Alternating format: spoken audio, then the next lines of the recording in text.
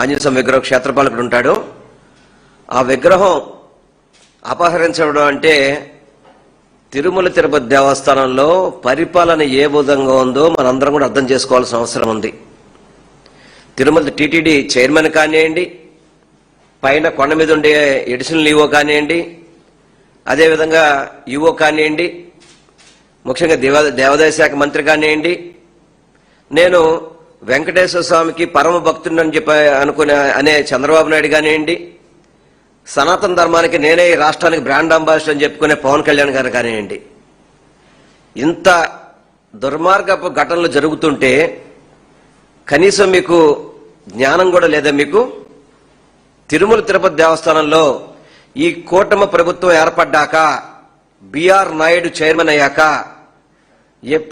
ఎప్పుడు జరగని సంఘటనలన్నీ కూడా, ముక్కోటి ఏకాదశి రోజు నాడు భక్తులు చనిపోవడం కానివ్వండి, తిరుమల తిరుపతి దేవస్థానంలో చెప్పులేసుకుని వెళ్ళడం కానివ్వండి, ఎప్పుడైనా ఈ ఘటనలు జరిగినాయి? అసలుకి ఎప్పుడైనా తిరుమల తిరుపతి దేవస్థానంలో భక్తులు చనిపోవడం అనేది ఎప్పుడైనా జరిగిందా? ఒకటి కాదు, రెండు కాదు, కేవలం వివిఐపీలకి ట్రీట్మెంట్, వివిఐపీలకి మామూలుగా వాళ్ళందరికీ కూడా పనిచేయడం కానివ్వండి, సామాన్య భక్తులు అందరూ కూడా ప్రతిరోజు మీరు అక్కడికి వెళ్ళి చెబితే సరైన వైకుంఠంలో మాకు సరైన పాలు ఇవ్వరని కానివ్వండి, సరిగా ప్రసాదాలు పెట్టనవని చెప్పని కానివ్వండి, ఇవన్నీ కూడా ఇంత దుర్మార్గంగా జరుగుతున్నప్పటికీ కూడా చంద్రబాబు నాయుడుకి కానీ, సనాతన ధర్మమైన పవన్ కళ్యాణ్ గారు కానీ కనీసం మనసులో ఏం మాత్రం కూడా క్వశ్చన్ కూడా బాధ కనపట్టలేదు. ఆంజనేయ స్వామి విగ్రహం పోయిందని చెప్పి వైఎస్ఆర్ కాంగ్రెస్ పార్టీ, అదేవిధంగా మా బొమ్మన కరుణాకర్ రెడ్డి గారు కావచ్చు, సాక్షి టీవీ కావచ్చు, ఇవన్నీ చూపిస్తే ఈరోజు మేము పట్టుకున్నామని చెప్తున్నారు. అసలు ఈ విగ్రహాన్ని ఏ విధంగా అక్కడి నుంచి తీసుకెళ్లగలుగుతారు? ఇదేనా మీరు భద్రత అంటే? తిరుమల తిరుపతి దేవస్థానంలో ఒక విగ్రహాన్ని అక్కడికి తీసుకెళ్తుంటే ఇంత చేతకాని చైర్మన్ అవసరమా మనకి తిరుమల తిరుపతి దేవస్థానానికి? బిఆర్ నాయుడు, నువ్వు రాజీనామా చేయి, నీకు చేత కాదు పరిపాలన, నీకు పరిపాలన అనేది చేత కాదు. టోటల్గా కూడా తిరుమల తిరుపతి దేవస్థానం పరిపాలన అంతా కూడా పూర్తిగా అవినీతిమయం. పరిపాలనతో వాళ్ళకి పరిపాలన మీద గ్రిప్పు లేదు. కేవలం వాళ్ళ తాలూకు వాళ్ళకి దర్శనాలు చేయడానికి తప్ప దేనికి కూడా పనికిరాని కమిటీ తిరుమల తిరుపతి దేవస్థానం కమిటీ అని చెప్పి తెలియపరచుకుంటున్నాను. దీనికి దేవాదాయ శాఖ మంత్రి కూడా సమాధానం చెప్పాలి. ఆనం రామనారాయణ గారు మొన్న ప్రెస్ మీట్ పెట్టి ఏదో శ్రీరంగ నీతులు చెప్తున్నారు.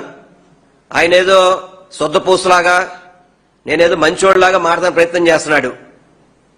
ఒక ఎమ్మెల్యేగా వైఎస్ఆర్ కాంగ్రెస్ పార్టీలో గెలిచి పక్క పార్టీకి ఎమ్మెల్సీకి ఓటేసి సస్పెండ్ అయిన వ్యక్తి ఇతను కూడా వైఎస్ఆర్ కాంగ్రెస్ పార్టీ కోసం, జగన్మోహన్ రెడ్డి గారి కోసం మాట్లాడుతుంటారు. అతను అసలు సిగ్గుచరం ఉందా? నువ్వు ఒక ఎమ్మెల్యేగా ఒక పార్టీలో గెలిచావు, వైఎస్ఆర్ కాంగ్రెస్ పార్టీలో. అదే టైంలో ఎమ్మెల్సీ ఎన్నికలు వస్తే టీడీపీకి ఓటేసావు. అప్పుడే కదా నేను వైఎస్ఆర్ కాంగ్రెస్ పార్టీని నేను సస్పెండ్ చేసింది. నువ్వు జగన్మోహన్ రెడ్డి గారి గురించి, మా పార్టీ గురించి, మా గురించి మాడతావా? మొన్నేదో చెప్తున్నాడు అంతర్వేది రథం గురించి, అంతర్వేది రథం ఉంది, ఇదైంది అదేంది అని చెప్పని.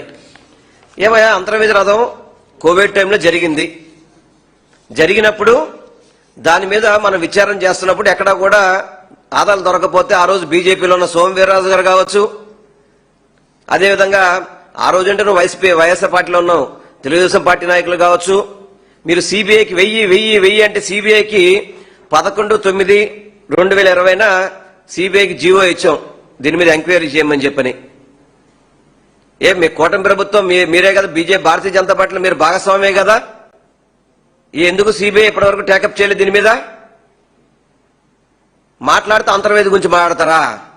అంతర్వేది రథంది ఏదైతే, ఇవన్నీ కూడా ఆ రథం ఆ రోజు దగ్ధమైనప్పుడు కరెక్ట్ గా మళ్ళీ ఆ పండగ లోపే ఆ రథాన్ని పునర్నిర్మించిన, ఆ రోజు దగ్ధమైనప్పుడు ఇది మళ్ళీ పునర్నిర్మించింది సేమ్ వెంటనే. అది కూడా మా నాయకుడు జగన్మోహన్ రెడ్డి గారితోనే రథాన్ని ఆ రోజు ప్రారంభించాం. ఇది చెప్పరాళ్ళు. అదేవిధంగా 2014 నుంచి 19 మీ తాడేపల్లి గూడెంలోనే ఆ రోజు దేవాదాయ శాఖ మంత్రిగా ఉన్న మాణిక్యాలనగర్ కాన్స్టిట్యూన్సీలోనే ఇలాగే రథం దగ్ధమైతే మీరు నిర్మాణం చేశారా? చెప్పండి. మీరు జగన్మోహన్ రెడ్డి గారి గురించేను ప్రభుత్వంలో హిందూ దేవాలయాల గురించి మాట్లాడతారా? అసలు హిందూ దేవాలయాల గురించి కానీ హిందూ భక్తుల గురించి కానీ మాట్లాడే నైతిక హక్కు మీకు లేదయా? నైతిక హక్కులు మీకు లేదు. రామ్ తీర్థం గురించి మాట్లాడుతున్నావు. రామ్ తీర్థంలో జరిగిన ఘటనకి ఆ రోజు వాళ్ళని పట్టుకొని శిక్షిస్తే వాళ్ళకి మీరు కదా మీ ప్రభుత్వం వచ్చాక వాళ్ళకి సీఎం రిలీఫ్ ఫండ్ డబ్బులు ఇచ్చింది. ఆ రోజు గుడిని ఇలా రాతి కట్టడంతో నిర్మించిన దాన్ని చక్కటి రాతి కట్టడంతో 3 కోట్ల రూపాయలు పెట్టి ఆ రోజు కరెక్ట్ గా 9 నెలల్లో ఈ గుడి నిర్మాణం చేసి కొత్త విగ్రహాన్ని తిరుమల తిరుపతి దేవస్థానం తర్వాత చేయించడం పెట్టడం జరిగింది. మళ్ళీ కట్టింది చెప్పరా మీరేమి? ఆ రోజు విగ్రహం గురించి మాట్లాడతారు తప్ప ఆ విగ్రహం జరిగిన ఘటన తర్వాత గుడి నిర్మించి దాన్ని ప్రతిష్ఠ చేస్తే దాని గురించి మాట్లాడరు. మళ్ళీ ఏదో పాసిపళ్ళు ఏదో మాట్లాడతారు దేవాదాయ శాఖ మంత్రి. ముందులో పాసిపళ్ళు తర్వాత సంగతి నీ పెట్టుబడి జాగ్రత్తగా, మీ పెట్టుబడి చూడాల్సి వస్తున్నాం మేము ప్రతిరోజు కూడా. అదేవిధంగా అమ్మవారి గుళ్ళ వెండి సింహాల గురించి మాట్లాడతాడు.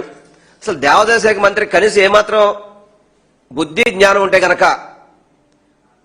ఆ దేవాదాయ శాఖ మంత్రి మాత్రం కనుక ఆయనకి గ్రిప్ ఉంటే ఆ రోజు వెండి చోరీ జరిగినప్పుడు వెంటనే పట్టుకొని ఆ దొంగను పట్టుకొని శిక్షించి వెండి అంతా రికవర్ చేశాం. రామారాయణ రెడ్డి గారు సో చూడండి, ఇది అంటే మీకు ఒక దేవాదాయ శాఖ మంత్రి గారు 1 ఫీట్ అని చెప్తున్నా నేను. మీ దేవాదాయ శాఖలో ఇన్ఫర్మేషన్ నీ దగ్గర లేదా? ఏది ఇది 23లోనే అతని దగ్గర రికవర్ చేసి వెండిని కేసు కట్టి లోపల వేస్తే ఆ వెండి ఎక్కడ వ్యక్తి పశ్చిమ గోదావరి జిల్లాకు చెందిన జక్కంపూడి సాయిబాబా అని చెప్పని అతను చోరీ చేస్తే అతను మళ్ళీ అక్కడ ఒక వెండి షాపులో విక్రయిస్తే మొత్తం రికవరీ కూడా చేసేవాది. మొత్తం కమలేషన్ బంగారం వ్యాపారికి విక్రయించాడు అతను. అది మొత్తం రికవర్ చేసి వెండి అంతా కూడా రికవర్ చేస్తే ఏం మాట్లాడతావు అసలు నీకు? అసలు నీకు అవగాహన ఉందా? వయసు పెరిగింది మతిపోయిందేమో అనుకుంటా నేను. ఆనంద రామనారెడ్డి మాట్లాడేటప్పుడు కొంత అవగాహనతో మాట్లాడండి. ఏదో మాట్లాడాలి కదా, మేము మాట్లాడితే గాని చంద్రబాబు మమ్మల్ని గుర్తించడేమని చెప్పని ఊరికే మాట్లాడితే కుదరదు. ఇవన్నీ కూడా గతంలో మా ప్రభుత్వ హయాంలో జరిగినవన్నీ కూడా టీడీపీ కుట్రలే. ఆ రోజు ఏదైనా కొత్త పథకం వస్తుందంటే చాలు ముందు రోజో ఆ ముందు రోజో ఇటువంటి ఘటనలు జరిగేవి. ఆనాడు డీజీపీ కూడా అప్పట్లో ప్రెస్ మీట్లన్నీ పెట్టాడు, ఎప్పటికప్పుడు చెప్పడం జరిగింది. ఆ రోజు ఘటనలన్నీ కూడా మీరు కావాలని మతాల్ని రెచ్చగొడటానికి, మత విద్వేషాలు రెచ్చగొడటానికి అవన్నీ కూడా మీరు చేసిన కుట్రలు. మీ ప్రభుత్వంలాగా 2014 నుంచి 2019, 2016లో ఎన్ని దేవాలయాలు కూల్చేశారండి మీరు? 1, 2 ఎన్ని దేవాలయాలు కూల్చేశారు మీరు? దాదాపు అడ్డగోలుగా కూల్చేశారు. మామూలుగా 1, 2 కాదు. ఆ విగ్రహాలు తీసుకెళ్లిపోయి చూడండి ఏ విధంగా విగ్రహాలు పడేశారో. వీళ్ళకి దేవుడి మీద భక్తి ఉందా? వీళ్ళు హిందూ దేవాలయాల గురించి మాడతారా? చూడండి ఆంజనేయ స్వామి విగ్రహాన్ని తీసుకెళ్లి మున్సిపల్ కార్పొరేషన్ వ్యాన్లో పడేశారు. చూడండి మున్సిపల్ కార్పొరేషన్ వ్యాన్లో పడేశారు. ఇది 2016. అప్పుడు కూడా ఆనంద రామనారెడ్డి గారు అక్కడే ఉన్నారు, ఆ పార్టీలో ఉన్నారు. 1 కాదు 2 కాదు ఆంజనేయ స్వామి విగ్రహాలు కావచ్చు, ప్రతి ఒక్కటి చూడండి ఏ విధంగా గుళ్ళు పొక్కలను పెట్టి కొట్టేశారో. ఇది కదా ప్రభుత్వం పడేసినాయి అంటే. ఇవి కదా దేవాలయాల మీద దాడులు అంటే.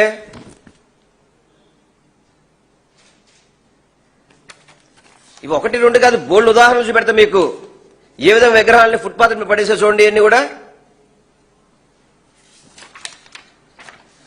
చంద్రబాబు నాయుడు కూలగొడితే జగన్మోహన్ రెడ్డి గారు శంకుస్థాపన చేసి ఆ గొళ్ళన్ని కూడా పునర్నిర్మించిన వ్యక్తి అండి జగన్మోహన్ రెడ్డి గారు. ఇతను గుణపంతో కూల్చేశాడు గొళ్ళని కూడా చంద్రబాబు నాయుడు. జగన్మోహన్ రెడ్డి గారు భక్తి శ్రద్ధలతో ఆ గుళ్ళన్ని కూడా శంకుస్థాపన చేయడం కాదు, ప్రారంభించడం జరిగింది. ఆ గుళ్ళన్ని కూడా నీకు చంద్రబాబు నాయుడు గారు రోజు నీ క్యాన్వే అటే వెళ్తుంటది. ఆ శనీశ్వర స్వామి గుడి చూడు, ఆంజనేయ స్వామి గుడి చూడు, ఇవన్నీ కూడా జగన్మోహన్ రెడ్డి గారు కట్టించారు ఇవన్నీ కూడా. నువ్వు పడేస్తే నువ్వు అటువైపు రోజు తిరుగుతుంటావు, కనబడవని కళ్ళకి. నువ్వు హిందూ మతం గురించి, హిందూ భక్తుడి గురించి చెప్పుకుంటావు. నువ్వు హిందూ భక్తుడు అని చెప్పుకొని ఓట్లు దండుకోవడానికి ప్రయత్నం చేస్తావు. అదేవిధంగా నీ జీవిత చరిత్రలో ఎప్పుడైనా కానీ రాష్ట్ర ప్రభుత్వం నుంచి ఒక దేవాలయానికి డబ్బులు ఎప్పుడైనా ఇచ్చావా? జగన్మోహన్ రెడ్డి గారు 2020లో 70 కోట్ల రూపాయలు అమ్మవారి గుడికి 70 కోట్లు ప్రభుత్వం నిధులు ఇచ్చాడు. నీ జీవితంలో ఎప్పుడైనా నువ్వు ఇచ్చావా? మీరు మాట్లాడితే వైసీపీ మీద మాట్లాడతారా? మీరు 70 కోట్ల రూపాయల జీవో అండి ఇది.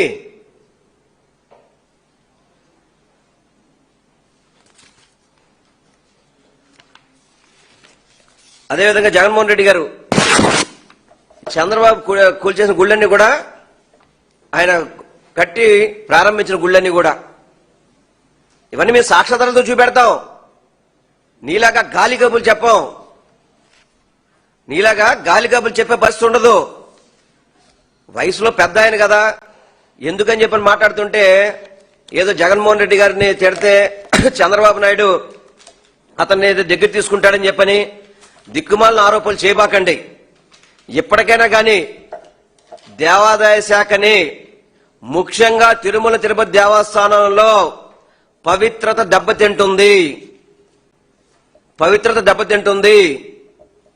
వెంకటేశ్వర స్వామికి కళంకం వచ్చే విధంగా తిరుమల తిరుపతి దేవస్థానంలో మీరు భద్రతా లోపాల వల్ల, మీ నిర్లక్ష్యం వల్ల దాదాపు 50 నుంచి 60 సంవత్సరాల క్రితం ఎప్పుడో విగ్రహం ఉంటే ఆ విగ్రహం పోతుంటే ఏ ఒక్కరూ స్పందించరే. పవన్ కళ్యాణ్ గారు ఇప్పుడు గుడిమెట్లు కడగాలి కదా, కడగరా గుడిమెట్లు? ఇది మీ తప్పిదం కాదా?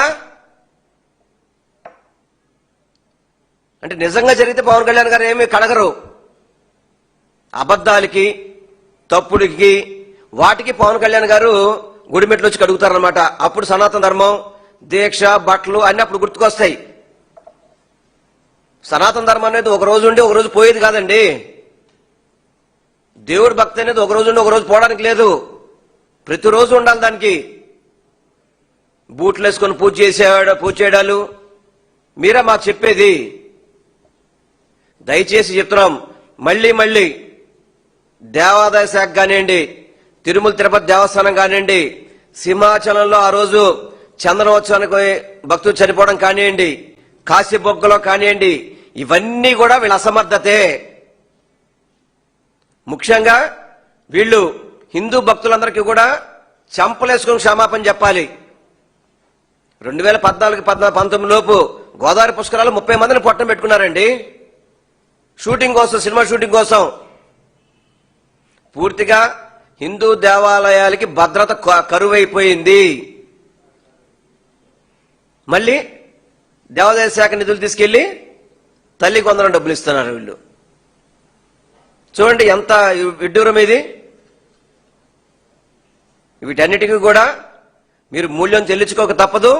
ఇప్పటికైనా కానీ భక్తి శ్రద్ధలతో దేవాలయాల మీద పరిపాలన చెయ్యండి. తిరుమల తిరుపతి దేవస్థానం పవిత్రత కాపాడండి.